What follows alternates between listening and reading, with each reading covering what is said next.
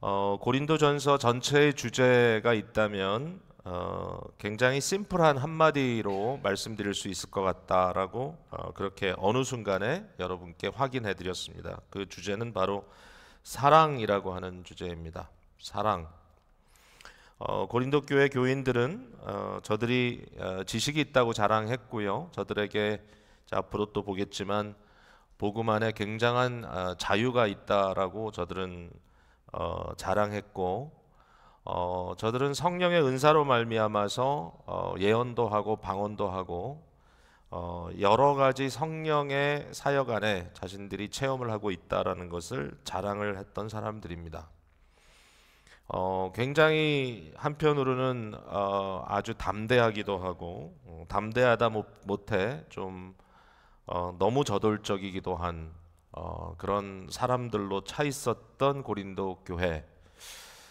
어떻게 보면 당시에 고린도라고 하는 이 도시의 특성, 또 그 지역의 특성에 따라 고린도에 사는 사람들은 그냥 조용히 인생을 살아가는 사람들이라기보다는 굉장히 도전적이고 또 항해도 하기를 좋아하고 뭔가 세상을 향하여 정복적인 그런 마인드를 가지고 자신들의 야망을 키워갔던 사람들인지도 모르겠습니다.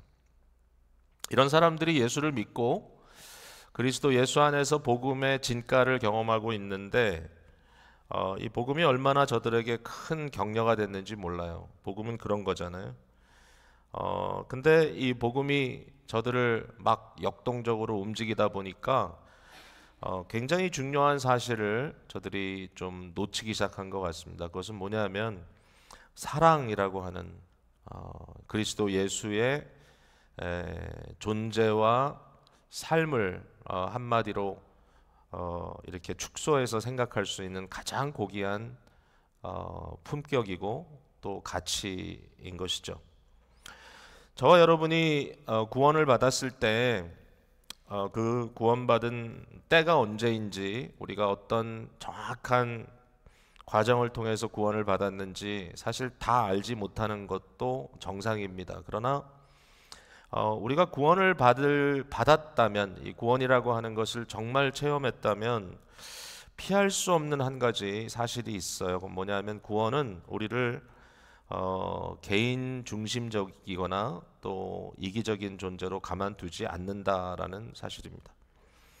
구원은, 그리스도 예수께서 우리에게 이루시는 구원은 우리를 우리의 창조된 본연의 자리로 찾아가도록 만들어 주시는데, 하나님의 은혜로, 하나님의 그 놀라우신 기적적인 역사로 창조된 인간에게 가장 본연의 첫 순간의 자리는 바로 공동체라고 하는 자리였습니다. 하나님은 한 남자를 그대로 두지 않으시고 한 여자와 짝지어 주셨고, 창세기 1장에는 아예 사람을 지으셨다. 그 사람은 남자와 여자로 지음받았다라고 하는 단수와 복수를 오가는 너무나 자연스러운 이 트랜지션이 계속 이어지는, 하나와 둘, 하나와 또 다수, 이것이 전혀 어색하지 않은, 결국 이것은 너무나 자연스러운 하나님의 피조물로 창조받은 인간의 모습인 것을 보여주셨어요. 바로 그것을 다시 온전하게 찾아가는 것, 이 근본적인 자리는, 이 근원은 바로 하나이시지만 삼위가 되시는 삼위일체 하나님이시고, 그 삼위 하나님 속에 역동적으로 정말 타오르고 역사하는 바로 그 현실이 사랑이기 때문에 이 삼위 하나님의 정말 끊임없는 영원한 사랑의 이 불타오르심, C.S. 루이스는 이것을 춤으로 표현했죠. 하나님의 삼위일체적 춤. 바로 이와 같은 이 타오르는 사랑, 이 사랑이라고 하는 가치, 이것이 그의 형상대로 지음받은 인간들에게 그저 그대로 전가되면서 결국은 인간이 하나님과의 올바른 관계 속에 들어간다면, 이것 구원이죠. 구원을 받는다면 어쩔 수 없이 인간은 자기 중심적인 존재가 아니라 주거니 받거니 하면서 서로 사랑하는 공동체로 존재할 수밖에 없다. 그러니까 예수 믿는 사람들에게 교회는 본질이지 절대로 우연이나 또는 불필요한 사이드가 아닙니다. 여러분, 좋은 식당에 가시면 메인 코스를 오더를 하시면 그 메인 코스에 여러분들이 좋은 사이드 디시를 한 2개 정도 선택할 수 있습니다. 사이드 디시는 여러 종류가 있으니까 여러분 기호에 맞는 대로 취사 선택을 하시면 되는데, 신앙생활에 있어서 우리가 사랑한다, 우리가 교회라고 하는 공동체 안에 거한다는 것은 이처럼 마치 스테이크나 럽스터를 따로 오더하고 옆에 그냥 있어도 좋고 없어도 좋은 곁들여 먹는 사이드 정도가 아니라 바로 그게 메인 코스고 그게 바로 럽스터고 그게 바로 스테이크라는 사실을 바울은 고린도전서에서 굉장히 강조해주고 있다는 것을 계속 우리는 발견하고 있어요. 자, 갑작스럽게 이 과정 속에 우리는 남녀의 이 관계를 설명하는 내용, 무엇보다도 좀 우리에게 너무나 생소한 여성에게 있어서 머리를 가리라고 하는 이런 명령을 오늘 발견을 하는데, 도대체 이게 무슨 뜻인가? 다시 돌아가서 사랑이라고 하는 아주 본질적인 그러한 이 가치를 떠나서는 이 본문이 이해될 수 없을 거고요. 그리고 사랑이라는 것이 공동체 안에서는 어떤 방식으로 표현되느냐라는 굉장히 중요한 질문에 대한 답을 지금 바울은 하고 있다라는 것을 우리가 봤으면 좋겠어요. 고린도전서 10장까지 바울이 여러 가지 교회 안의 삶에 대해서 이야기를 하는 가운데, 제가 미리 말씀을 드리면 11장에서 14장까지 이제 굉장히 중요한 파트가 있고요. 그리고 15장으로 넘어가면 여러분이 너무나 잘 아는 부활장이고, 그 이후에 16장이면 이제 끝나잖아요. 그러니까 사실 얼마 남지 않았는데 이 11장에서 14장까지 중간에 13장이라고 유명한 사랑장까지 포함을 해서 사실은 이 내용이 도대체 뭘 지금 말하고 있는가, 여기에 대해서 좀 얘기를 하자면 이것은 교회의 삶 속에 굉장히 중요한 한 부분이죠. 공예배, 퍼블릭 월십, 공적인 예배 속에 어떠한 품위와 질서가 있어야 하는가를 여기서 가르쳐 주려고 하고 있다라는 거예요. 그런 틀에서 이것을 읽어야 돼요. 그런 틀에서 우리가 이걸 이해해야 됩니다. 자, 우리가 모이는 교회 그러면 우리 기쁨의 교회에서도 첫사랑반부터 이걸 배우죠. 가르치고 배우죠. 모이는 교회는 크게 3가지를 합니다. 첫 번째는 예배하는 공동체이고요. 두 번째는 서로 양육받는, 서로 한 몸을 이루어가는 그러한 교제하는 공동체고요. 세 번째는 훈련 그리고 파송, 이것이 하나죠. 훈련 및 파송. 그래서 이 3가지의 중요한 역할을 위해서 그 일을 위해서 저희가 이제 회집하여 모여 하나님 앞에 교회를 이루는데요.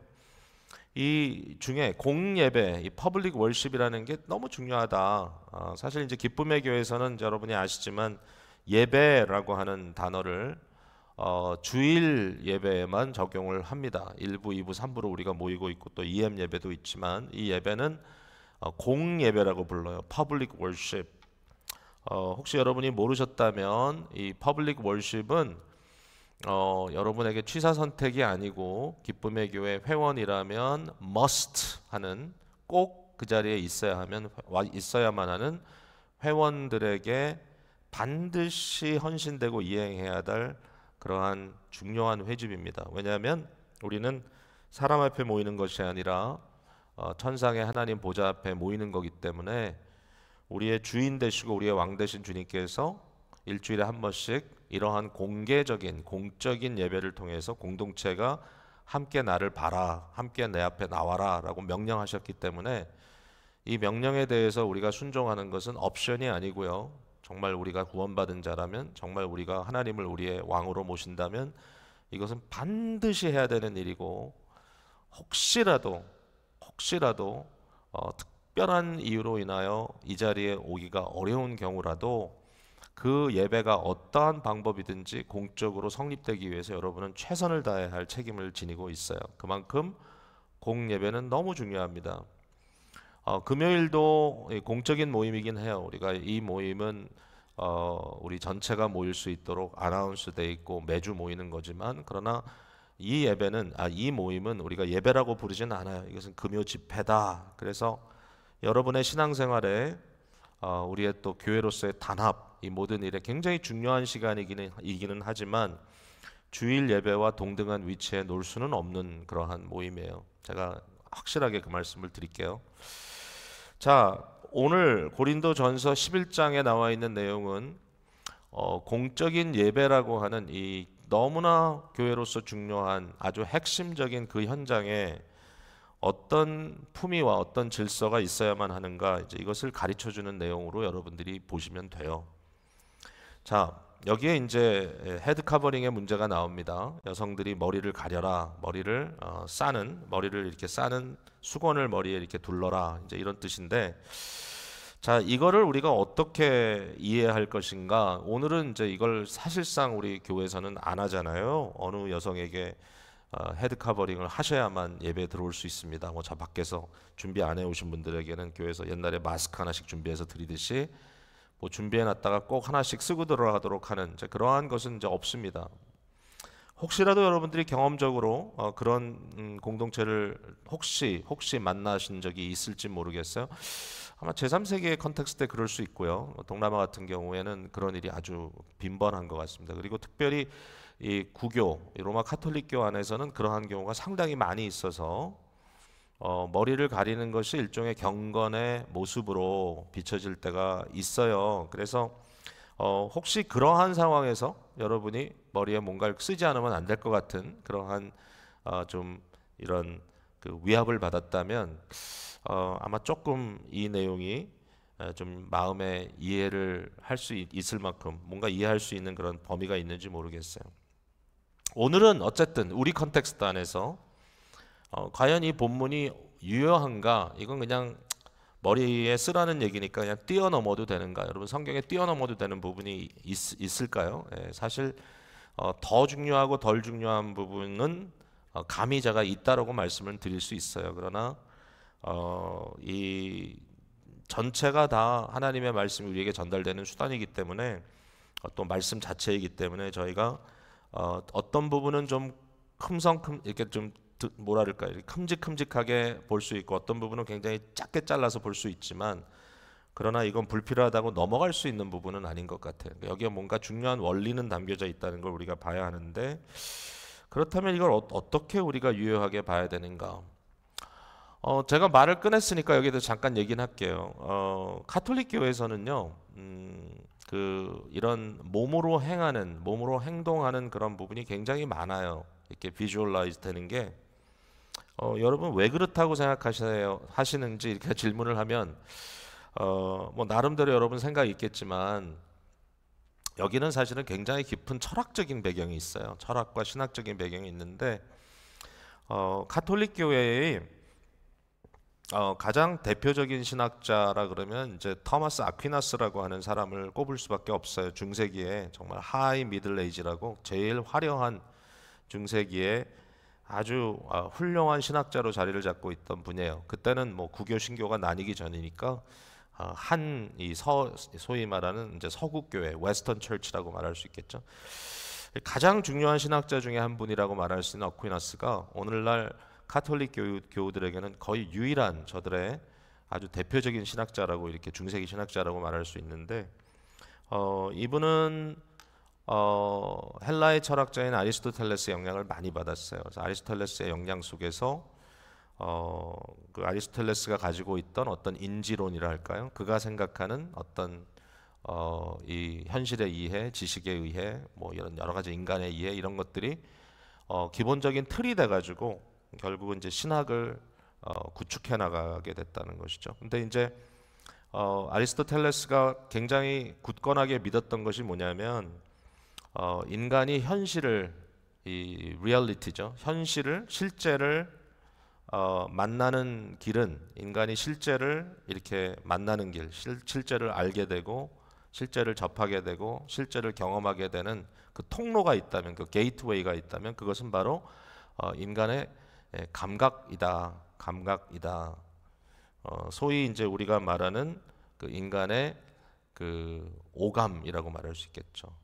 그래서 실제로 눈으로 보는 것, 그리고 우리가 귀로 듣는 것, 그리고 냄새 맡는 것, 맛 보는 것, 그리고 실제로 우리가 촉감으로 타치하는 것 이런 걸 통해서 이 굉장히 어떻게 보면 물질적이죠. 예, 이걸 통해서 현 실제가 우리에게 받아들여진다라고 하는 굉장히 아주 단호한 입장 속에서 사실은 믿음이라는 것을 강조 안 하는 건 아니지만 이 믿음을 우리가 받아들이는 그러한 방법에 있어서도 이 감각의 역할을 굉장히 중요하게 여겼던 것이죠. 감각의 역할. 그러니까 가톨릭 교회가 하는 걸 보면 감각을 자극하는 것들이 굉장히 많아요. 예를 들면 여러분이 이제 성당 같은 데를 들어가 보면 일단은 건물 자체가 밋밋하지가 않아요. 예, 이렇게 하얀 건물, 하얀 벽에 심플하게 이렇게 만들어 놓은 것은 그 이후에 발생한 이제 소위 장로교, 특별히 좀 청교도적인 배경을 갖고 있는 장로교의 특성입니다. 저희는 이 예배당을 질 때 우리가 우리 예배당으로 졌으니까 장로교적 특성 플러스 뭐 나름대로 어떤 여기는 이제 좀 특별한 상황이긴 했습니다만은 의미를 찾기 위해서 이렇게 좀 상징성을 썼지만 그러나 추상적이죠. 이걸 뭐 이렇게 구체적으로 뭐 예수님의 십자가에 뭐 달려 있는 걸 붙인다든지 그런 거 전혀 없고 심지어는 우리는 뭐 배너도 없고 아무것도 없어요. 왜냐하면 깨끗하게 모든 것이 그냥 마치 스크린처럼 거기에 우리가 믿음의 모든 것을 이렇게 투영할 수 있도록 이렇게 백지로 만들어 놓은 것이 우리의 특징이라면 가톨릭은 그렇게 안 해요. 가톨릭은 다 눈에 보이도록 만들어요. 그래서 들어가시면 일단 건물 자체가 화려하죠. 굉장히 화려합니다. 제가 우리 교회 성도 한 분이 지난주에 몬트리올 여행 가신다 그래서 제가 몬트리올에 가면 그 구 도시에 가셔서 노틀담 성당을 꼭 한번 가보세요. 이렇게 말씀을 드렸어요. 노틀담 성당을 갔다 오시더니 갔다 왔다 그러면서 목사님이 얘기를 해줘서 기대를 하고 갔는데 가자마자 입이 딱 벌어졌다. 기대한 것 이상이었다. 제가 이제 그걸 보라고 한 이유는 뭐냐면 제가 이 얘기 여러 번 드렸죠. 우리 교회 예수마을 교우들도 방문했던 곳인데 이제 가서 보면 북미주에 가장 많은 금이 모여 있는 장소라 그러고 소위 이 하나님 나라, 이 천상의 하나님 나라의 모습을 이제 화려한 금으로 앞에 다 조각으로 새겨놓고 실내는 이 나무로 지어놓은 목조 이 건물이기 때문에 기둥이 없어요. 굉장히 신기합니다. 이 유럽의 건물들을 가보면 이 대리석으로 막 이렇게 이 돌로 지었기 때문에 중간 중간에 기둥을 세우지 않으면 버티질 못하잖아요. 지붕이. 근데 거기는 나무로 이어서 지어놨기 때문에 기둥이 없어요. 그러다 보니까 어마어마한 내부 공간이 마치 여러분 농구장 같은 데 가면 가운데가 팍 비어 있듯이 그렇게 들어오는 곳이거든요. 들어가 보면 하늘에 별들이 그려져 있고 하늘은 파랗고 온 우주가 한눈에 들어오는 그런 현장으로 이렇게 느껴집니다. 그렇게 왜 이런 어마어마한 느낌을 만들기 위해서 했을까 하면 천국이라는 것이 우리는 믿음으로 생각하잖아요. 천국. 여러분 천국을 어떻게 생각하세요? 뭔가 이렇게 우리 속에 있는 그 상상, 그죠? 우리가 이제 루이스의 책을 보면서도 마지막 챕터가 이제 헤븐이라는 챕터인데 굉장히 많은 상상력이 동원되는 그런 것들이 나오잖아요. 근데 반면에 가톨릭은 그것을 완전히 비주얼라이즈 하려고 애를 씁니다. 그래서 거기는 그 부분이 굉장히 강합니다. 기도를 할 때도 아무 데나 하지 않고 동상 앞에 가서 기도하게 하고 성례전이 너무너무 강조가 되고 그 성례전 자체가 의미가 확대되다 못해서 아예 우리가 성례를 할 때 그 떡은 예수님의 살로 실제로 변하고 그 포도즙은 예수님의 피로 실제로 변한다. 실제로 변한다고 그들은 믿고 그러니까 물론 이제 그게 아니지만 그럼에도 불구하고 우리의 미각, 우리의 후각 이 모든 것을 통해서 실제로 예수 그리스도의 몸을 받는다, 그의 피를 먹는다라고 굉장히 구체적으로 그렇게 이야기를 하고 있어요. 뭐 향도 피우고 그러지 않아요. 제가 이런 얘기를 왜 여기서 지금 하냐면은 그분들은 그러므로 성경에 나와 있는 이런 비주얼라이즈 할 수 있는 것들을 굉장히 구체적으로 표현을 하려고 하기 때문에 아마도 이 헤드 커버링에 대한 이슈가 나왔을 때도 이것을 그냥 어떤 의미로 상징으로 이렇게 보기보다는 감각적인 것으로, 구체적인 것으로, 물질적인 것으로 이렇게 이해하고 그럼 실제로 써야지, 써야 되는 거 아니야? 이제 이렇게 해서 그런 경험들을 만들어내고 있다라는 얘기죠. 자,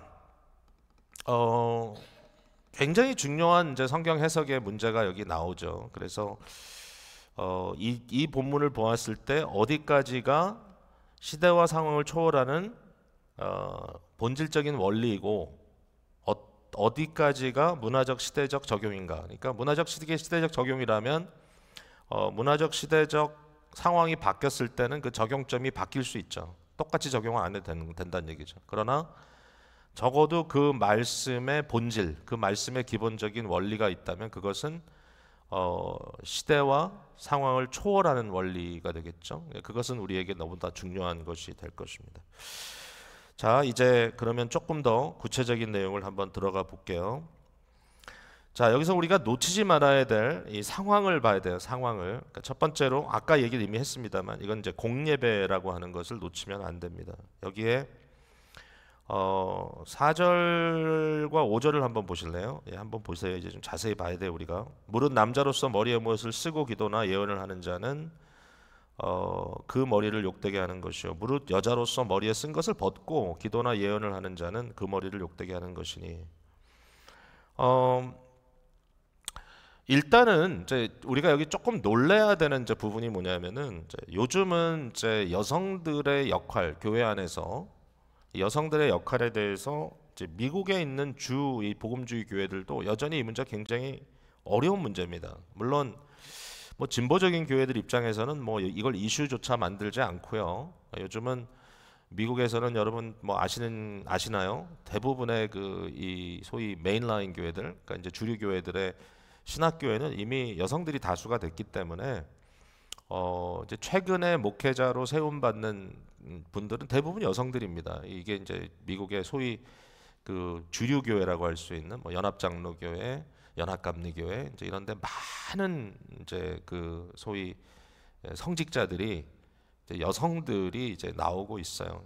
벌써 바뀐 지가 오래됐어요. 굉장히 많이 바뀌고 뿐만 아니라 이제 뭐 이제 요새는 이제 성 정체성 문제가 이제 심각하니까 이제 그 문제까지도 완전히 다 풀어버려 가지고 뭐 동성애자도 이제 사역자가 될 수 있고 한 그런 상황 때문에 지금 교회들이 많이 복잡한 상황 속에 빠져서 갈등하고 있는 게 이제 현실이지 않습니까? 그러니까 그런 상황 속에서 이제 저희는 소위 좀 보수적인 복음주의적인 교회로서 우리 교단 자체가 그렇습니다만은 딱 선을 그어놓고 원칙적으로 이것은 할 수 있다, 할 수 없다, 딱 선을 그어놓고 넘어가지 않으려고 하는 부분이 있는데 이제 그 가운데 이제 저도 마음속에 좀 쉽지 않게 느껴지는 부분이 이제 과연 우리 교회에 있는 여성도님들, 여성 리더들은 예를 들면 공적인 예배에서 어디까지 실제적인 리더십을 발휘할 수 있는가 이런 질문이 사실 있다는 거죠. 기쁨의 교회가 굉장히 뭐 문화적으로 오픈돼 있고 비권위적인 교회라고 생각하는 분들도 계시지만 특별히 뭐 영어권 같은 경우는 우리 교회 그 왔던 분들 중에 이제 저희 교회가 그 여성 장로를 세우지 않는다는 이유로 교회를 떠나기도 하고 그리고 여성들이 공예배에서 어떤 위치를 차지하느냐 이런 문제에 대해서 상당히 심각한 그 이런 태클을 거는 분들도 계셔요.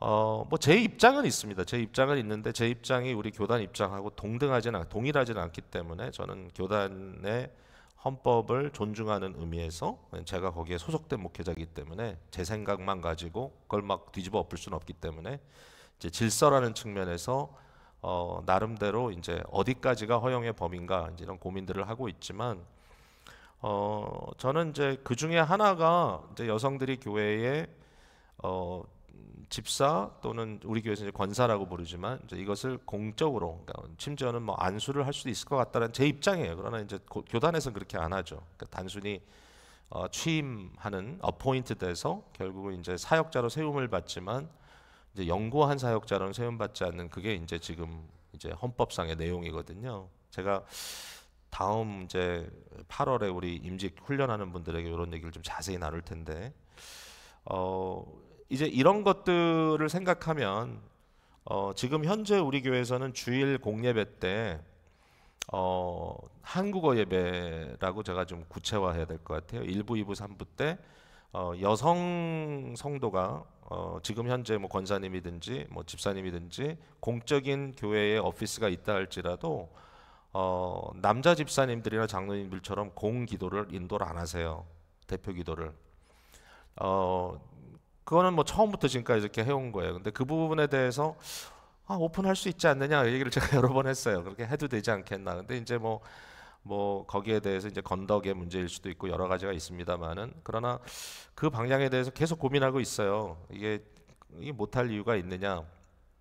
성경의 원리대로 한다면. 근데 이제 계속해서 지금 우리가 고민하는 문제가 이 지식보다는 사랑이라고 하는 원리가 교회 안에서 지금 어떻게 역할을 해야 되느냐라는 질문이 그대로 유효한 거 아니에요? 제가 여기서 지금 보여드리려고 하는 건 뭐냐면, 재밌게도 고린도 교회 1세기 교회죠. 고린도 교회는 여기 보니까 여성들이 공예배에서 예언도 하고 기도도 했다는 거예요. 이게 예언도 하고 기도했다. 이게 나중에 이제 예언의 문제가 질서대로 하라고 한 말을 보면 이것은 자기 혼자 기도할 때 한 게 아니거든요.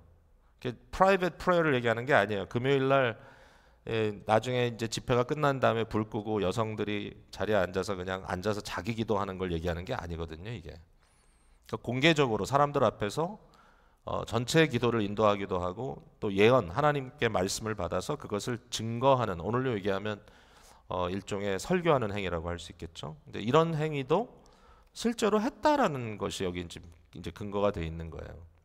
나중에 이제 그게 어떻게 질서로 풀어져야 되느냐라는 이제 문제가 있고요. 뭐 물론 14장에 가면 14장 34장에 제가 읽을게요. 여러분 기분 나쁠 거니까 여자들은 그냥 들으세요. 여자는 교회에서 잠잠하라. 여자는 교회에서 잠잠하라. 그들에게 말하는 것을 허락함이 없나니 무조건 복종해라. 만일 무엇을 배우려거든. 제가 무조건 복종하라는 말은 집어넣은 거니까 제가 잘 읽어야 되는데, 만일 무엇을 배우려거든 집에서 자기 남편에게 물을지어다. 여자가 교회에서 말하는 것은 부끄러운 것이다. 이런 말이 여기 있잖아요. 그러니까 이걸 갖고 여자는 말하면 안 되잖아 교회에서. 근데 사실은 이것도 풀어내야 되거든요. 그 상황으로. 그러니까 제가 이것을 풀어낸다는 말은 우리가 그냥 표면적으로 한마디를 딱 들어서 그 단어의 의미대로 얘기할 수 없는 부분이 있다는 거예요. 그래서 해석이 필요하죠. 그러니까 어떻게 하면 고린도 교회 안에 실제로 바울이 자 여성들이요 예언도 하지 말고 기도도 하지 마세요 이렇게 한 게 아니라, 예언하고 기도하려거든 여러분 머리에 커버링을 하고 하세요. 다르잖아요. 완전히 다른 얘기잖아요. 조용하라, 아무것도 하지 마라, 그게 아니네. 그런 말이 아니네. 여기 여성들에게 아무것도 할 수 없다 이런 말이 아니고, 여기에는 어떤 질서의 문제가 있는 거니까 그럼 그 뒤에 나오는 14장에 나오는 이 내용이 도대체 무슨 얘기지? 라고 질문이 생기는 거 아닌가요? 자, 여기까지 이제 제가 지금 자꾸 빌드업을 하는데 지금 무슨 얘기를 하고 있냐면, 사실은 오늘날 2000년이 지난 현대교회에 와서도, 우리 기쁨의 교회에서도 여성이 공예배에서 무엇을 할 수 있느냐 없느냐라고 하는 그 문제에 대해서 사실은 우리가 고린도 교회보다 더 보수적이에요. 왜냐하면 우리는 현재로서는 여성들이 뭐 공예배 때 말씀을 하지 못하고 또 공예배 때 기도 인도를 안 하고 계시니까 결국은 어떤 면에서는 우리가 이 사람보다 더 보수다. 그러니까 여기서 말하는 여자들이요 뭐 남자들에게 뭐 남자들을 위해 지음받고 이런 얘기를 쭉 한 걸 보면 굉장히 고리타분한 것 같지만, 사실은 예배 현장에서는 지금 굉장히 대범한 일이 1세기 고린도 교회에서 벌어지고 있구나라는 것을 알 수가 있어요. 그러니까 이제 이 부분이 뭐냐라고 하는 것을 발견해 봐야 된다는 거지. 무슨 일이 벌어지고 있느냐. 자, 제가 요렇게 좀 설명을 해드릴게요. 1세기의 사회를 보면요, 그 사회를 보면 유대인들은 이거는 뭐 확실합니다. 유대인들은 공적인 자리에서 오늘날 그 마치 이슬람의 그 교도의 여성들이 이 히잡을 쓰듯이 머리를 가렸습니다. 예, 공적인 자리에서 여성들이 이게 유대인들의 일반적인 모습이었습니다. 자, 어, 헬라 문화권 안에서 헬라인들에게 1세기에 과연 여성들은 공적인 자리 나갔을 때, 그러니까 다시 말해서 길거리를 걷는다든지 사람들 앞에 눈에 띄는 자리에 있을 때 여성들은 과연 커버링을 했느냐라는 질문에 상당히 유력한 답은, 그러니까 훨씬 더 다수의 답은 그랬다라는 것입니다. 자, 그러니까 아주 다른 상황이죠. 그러니까 사회 분위기 자체가 일반 사회 속에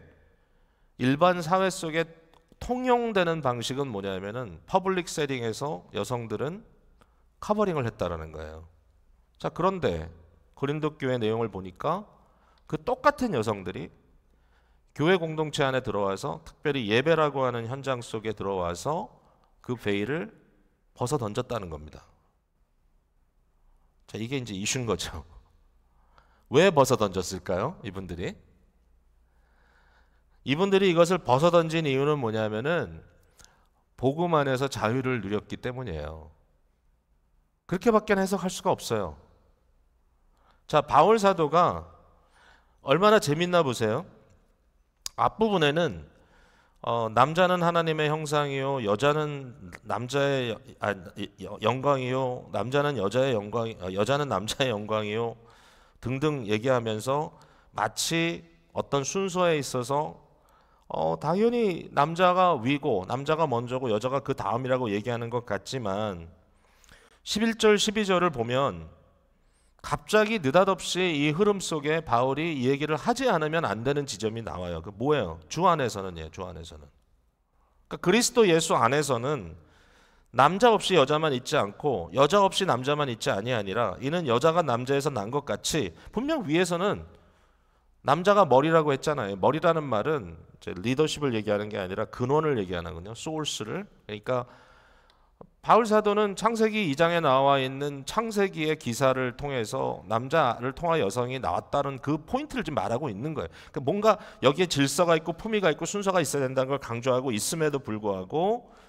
그리스도 안에서 12절에 이는 여자가 남자에게 난 것 같이 남자도 여자로 말미암아 났습니다. 그리고 모든 것은 하나님에게서 났다라고 하는 남녀가 복음 안에서 지극히 평등하다고 하는 이 사실을 여기에 밝혀낸다는 거예요. 이 흐름 속에서.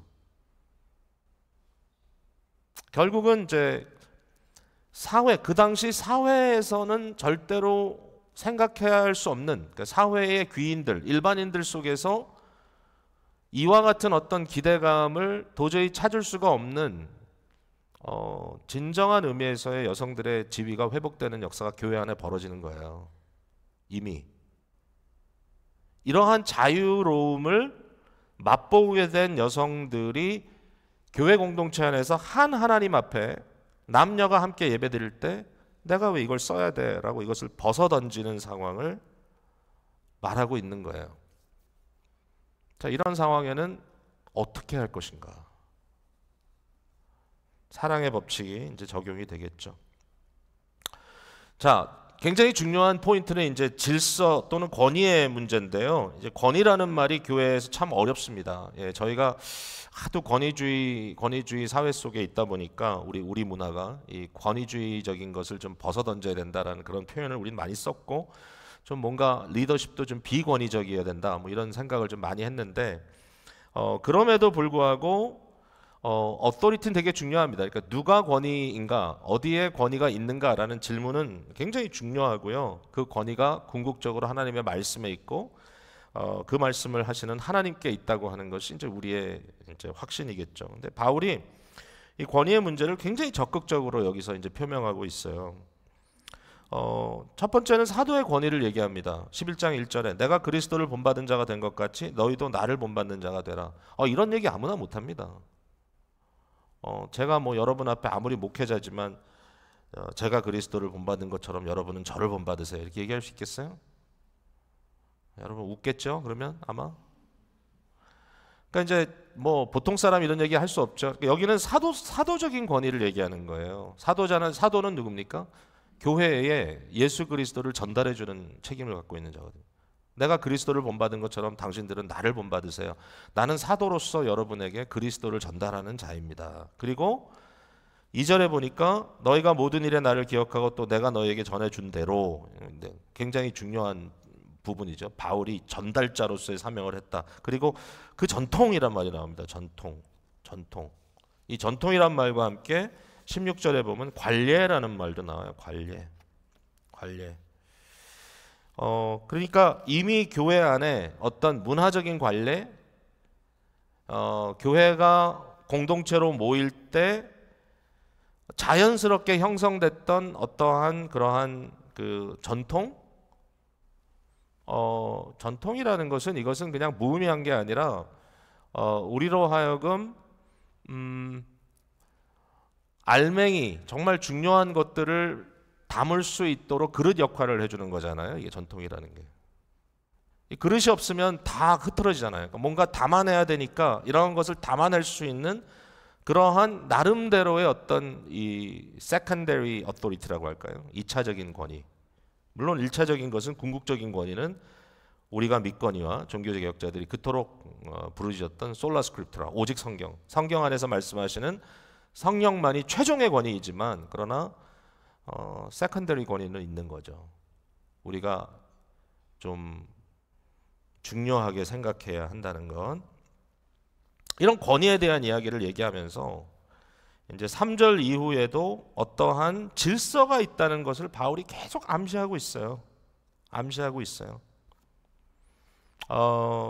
3절을 보면 좀 재밌는 것 같아요. 제가 보니까 그러나 나는 너희가 알기를 원하노니, 그러면서 각 남자의 머리는 그리스도요, 여자의 머리는 남자요, 그리스도의 머리는 하나님이시다. 이게 순서가 좀 이상해요, 그죠? 쭉 보면. 그러니까 저는 이걸 이렇게 볼 수 있을 것 같아요. 그 가운데 여자의 머리는 남자요, 거기를 여러분이 펜이 있으면 괄호를 쳐버리세요. 그러면 자, 앞에서부터 있습니다. 각 남자의 머리는 그리스도요, 그리스도의 머리는 하나님이시라. 그럼 퍼펙트 센스죠. 메이크 센스 하잖아. 그 사이에 갑자기 여자의 머리는 남자요라는 말을 바울이 삽입한 이유가 뭘까? 그러니까 지금 뭔가 질서를 얘기하려고 하는 거. 그 질서는 뭐냐면 남자라고 하는 자는, 남자라고 하는 존재, 남자라는 건 이제 사람을 대표하는 건데요. 사람은 그리스도로부터 왔고 그리스도는 하나님으로부터 왔다. 이 머리라는 말은 소울스라는 의미라고 그랬죠. 거기에 여자는 남자로부터 왔다라고 하는 창세기 2장의 기사를 슬쩍 삽입하는 것 같은 느낌이 보입니다. 바울의 의도가 있는 것 같아요. 어쨌든 여기에 여성들이 헤드 커버링을 해야 되는 이유는 권위라고 그가 설명을 합니다. 10절에 그러므로 여자는 천사들로 말미암아 권세 아래에 있는 표를 그 머리 위에 둘지니라. 이것도 되게 이해하기 어려운 말인데 도대체 왜 갑자기 여기서 천사가 튀어나와? 그럴 수 있겠죠? 근데 저는 그러므로 바울 사도가 여기에서 이미 공예배라는 현실을 단순히 사람들만 존재하는 현장이 아니라 천군 천사가 함께 예배하는 현장이라는 것을 의미하고 있다고 생각해요. 영적인 천상의 예배를 말하고 있고, 거기에 왜 이 커버링, 뭔가 감춘다라고 하는 것을 하나의 이 권세의 표로 보고 있느냐, 이게 천사들과 무슨 상관이냐, 저도 고민을 많이 해봤는데요. 저는 그 바울 사도가 이사야 6장에 나오는 하나님을 예배하는 천사들의 모습에 대해서 지금 뭔가를 암시하고 있다는 느낌이 들었어요.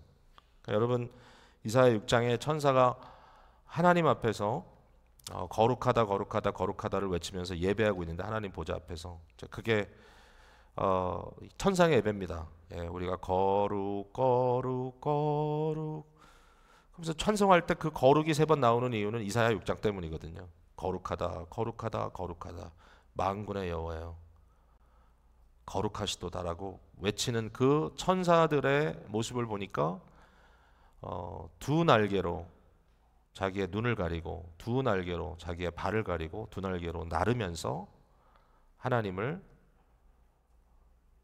경배하더라.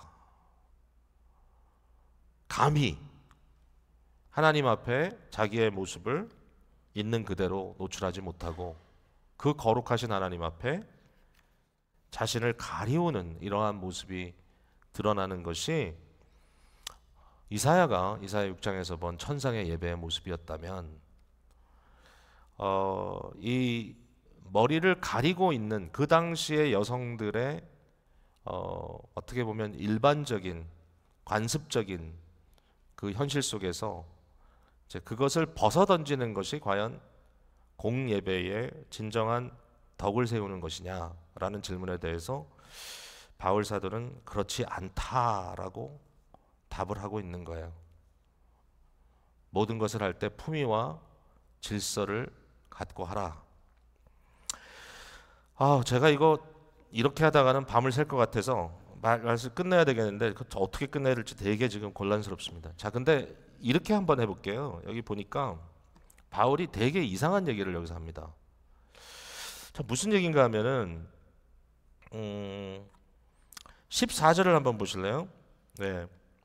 만일 남자에게 긴 머리가 있으면 자기에게 부끄러움이 되는 것을 본성이 너희에게 가르치지 아니하느냐. 여러분, 남자 머리가 길면 부끄럽대요. 아니, 옛날 사진 보면 예수님 머리도 이렇게 긴데 그래서 지금 헷갈리는 겁니다. 아니, 남자 머리가 길면 본성으로 안 된다. 바울이 대머리라서 선입관을 갖고 있는 게 아닐까? 뭐 이런 생각이 문득 들 정도로. 근데 이제 이것도 이제 굉장히 중요한 이제 문화 연구인데요. 1세기의 고린도라고 하는 현실 속에서 남성으로서 긴 머리를 늘어뜨리고 다니는 사람들이 누구냐라는 질문을 해야 되는 겁니다. 여러분, 누굴까요? 네, 당시에 남성으로서 남색 역할을 하던 성매매를 하던 사람들이 일종의 동성애적인 그런 뉘앙스도 있습니다. 머리를 길게 늘리고 길거리에서 클라이언트들을 찾았다는 그런 얘기가 나옵니다. 자, 반면에 6절에 한번 가보세요. 만일 여자가 머리를 가리지 않거든 깎을 것이요 만일 깎거나 미는 것이 여자에게 부끄러움이 되거든 가릴지니라. 또 여자가 머리를 미는 걸 또 얘기를 한단 말이에요. 여자가 머리를 미는 것. 그러면 도대체 그 시대에 누가 머리를 밀고 다녔냐, 여잔데. 바로 똑같은 걸 적용할 수가 있습니다. 그러니까 여성들에게 있어서 여성성을 일종의 상품화하는, 지극히 뭐 정말 부끄러운 일이죠. 이런 것들을 자행하는 그런 여성들의 모습을 보면 이러한 모습들이 나타났다 얘기입니다. 그러니까 이제 바울이 여기서 무슨 얘기를 하는 걸까요? 그러니까 문화 속에서 크리스찬이기 때문에 이 기본 문화가 가지고 있는 여성들에 대한 어떠한 그런 차별이나 그러한 압박 같은 것을 느끼고 있다가 교회 공동체에 들어왔을 때 그 모든 것을 떨쳐내고 내가 이제는 자유 여성이다. 나는 이제 신 여성이다.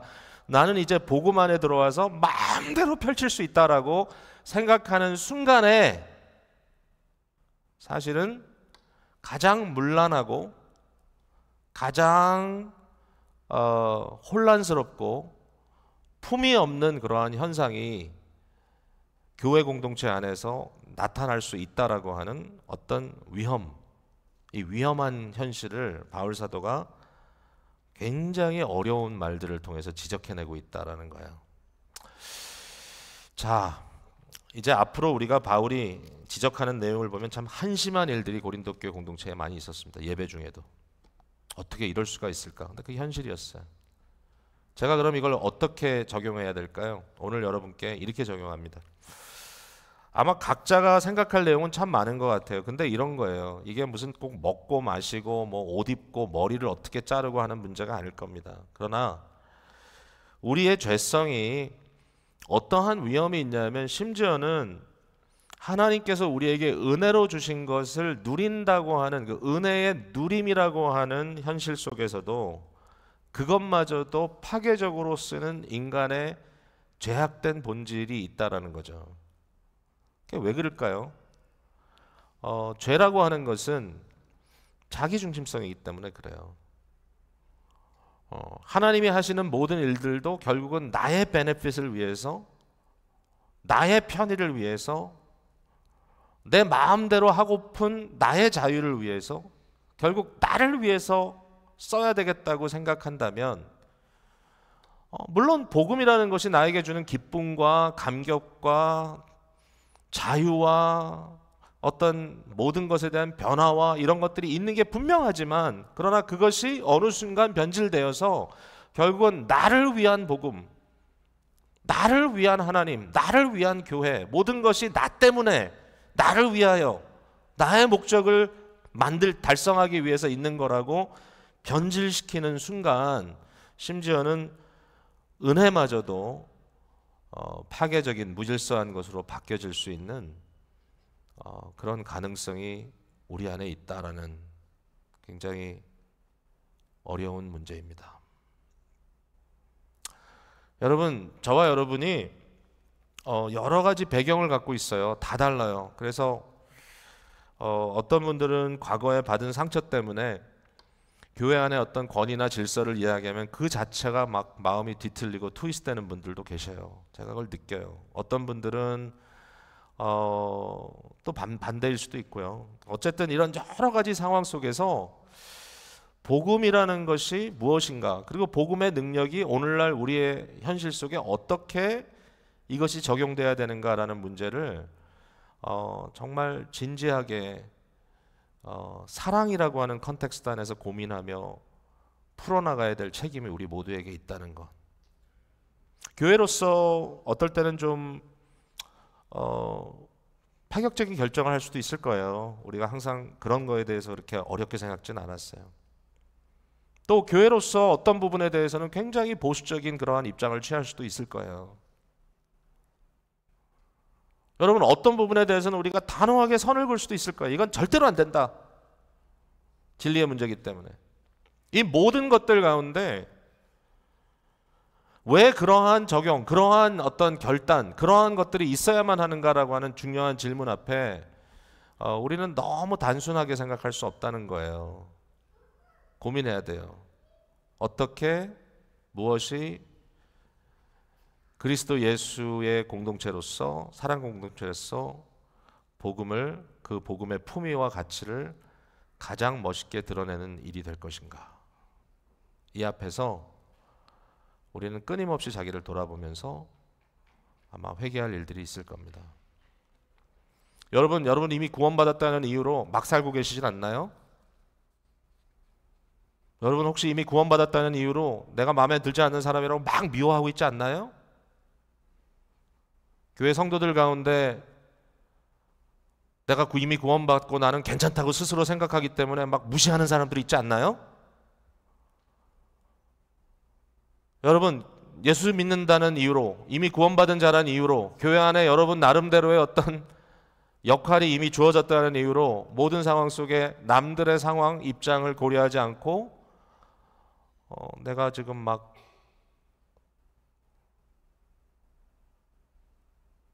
내 자신의 고집을 피고 있지는 않은지. 글쎄요.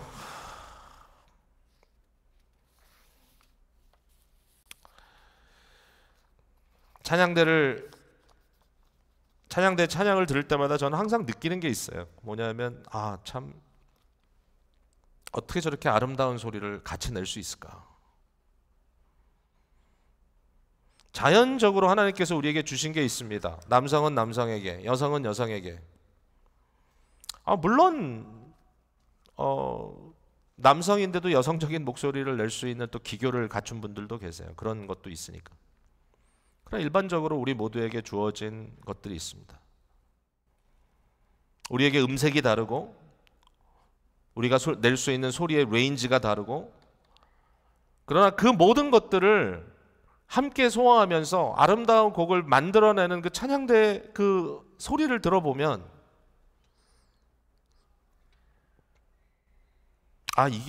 이게 사람 사는 모습이구나. 이게 교회구나. 오케스트라도 얼마나 다른 악기들이 많아요. 악기마다 다 다르요. 센시티브한 악기도 있어요. 소리도 별로 크지 않는 악기들도 있어요. 어떤 거는 그냥 확 불면은 소리가 그냥 너무 크게 나는 악기도 있어요. 예? 트럼펫을 부는 사람들 몇 명 안 되죠. 트럼펫 부는 사람들이 바이올린 하는 사람만큼 많았다면 연주가 되겠어요? 트럼펫 부는 사람 어느 순간순간에 그 피치가 들어갈 때마다 조심스럽게 소리를 내면서 함께 연주를 해나가는. 그러나 클라이맥스가 되면 그 거대한 티파니 소리를 막 두들기면서 고조시키는 그 아름다운 연주 속에 사람 사는 게 이런 거구나. 사실 바울은 그 얘기하는 거거든요. 복잡한 얘기가 아니에요, 사실은. 권리를 주장하고 내가 하고 싶은 대로 하겠다라고 하는 순간에 너무나 많은 부분이 망가집니다. 그래서 오늘도 복음 안에 하나님께서 내게 주신 은혜대로 생각하며 살아가는 것이 너무나 귀중한 일이라는 사실을 말씀 통해서 고민하게 됩니다.